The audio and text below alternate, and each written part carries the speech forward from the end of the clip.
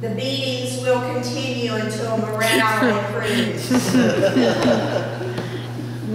Hang in there. Retirement is only 30 years away. When the going gets tough, the tough take a coffee break.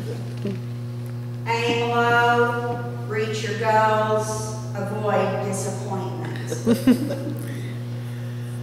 Many people live their lives according to that last motto. Aim low, reach your goals, avoid disappointment. But when Jesus calls us, it is to head out into deeper waters, to get out of our comfort zone, to let down our nets on the other side of the boat, and to trust that He's leading us into something greater than the life we used to know. There's a great story about a young man from Camden, Arkansas, named David Pryor. Pryor worked as a teenager in Washington, D.C. as a congressional page. Pryor loved the job so much that he vowed to return to Washington someday as a member of Congress. In fact, David Pryor hid a dime in a crack behind a statue in the U.S. Capitol with the intention of retrieving it when he had achieved his dream. 15 years later, as a newly elected member of the House of Representatives, he did just that. Today, a senator, Pryor said his experience proves two things. One, that dreams and youth should never be underestimated. And two, that they don't clean the Capitol very much. David Pryor had a dream that required him to give his best. You don't achieve anything significant in life without leaving your comfort zone, without stretching toward high and lofty goals, without giving it your best. This is to say that after an encounter with Christ, you can't just go back to your old way of life. That's why many of us are not finding joy in our walk with Christ. We're trying to live the same way we lived before we became conscious of His work in our lives, and it just can't be done.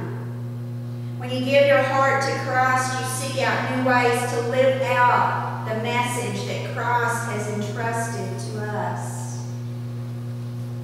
Evangelist Louis Palua once visited the prison where General Manuel Noriega, the brutal one-time dictator of Panama, is being held.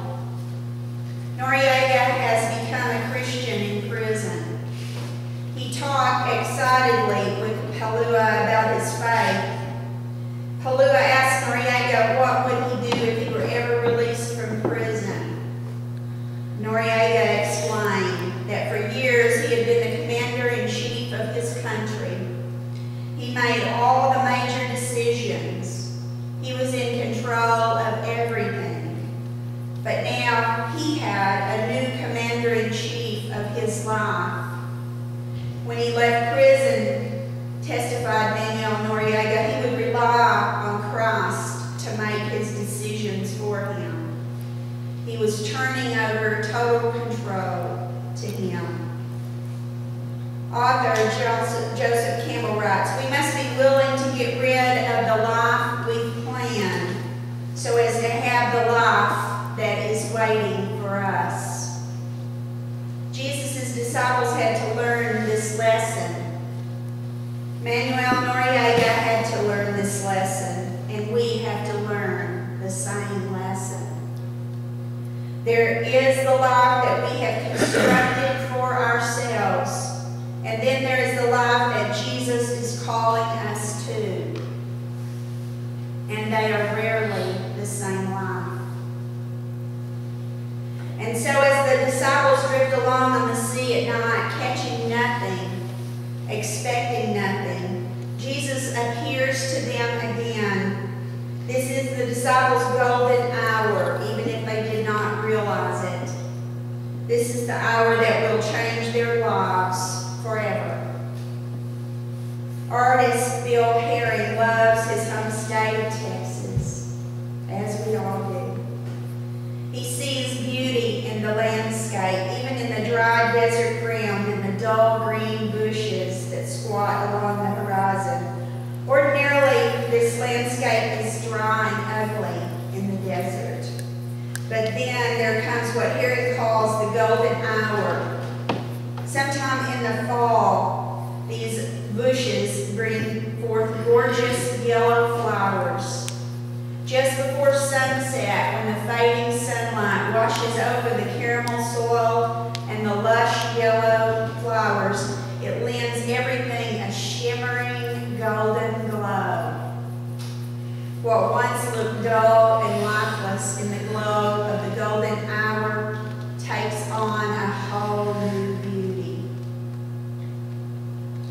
This was the disciples' golden hour.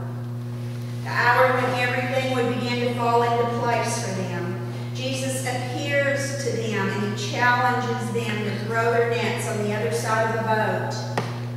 And the harvest of fish which they reap is beyond their wildest dreams.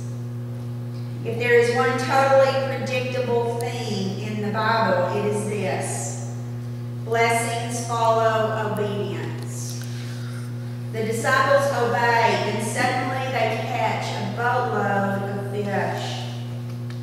In this moment, Jesus was recalling his disciples. He was recommissioning them to go out with renewed commitment and spread the good news. It's decision time for those rugged fishermen. Actress Agnes DeMille once said, "No trumpets sound when the important decisions of life are made.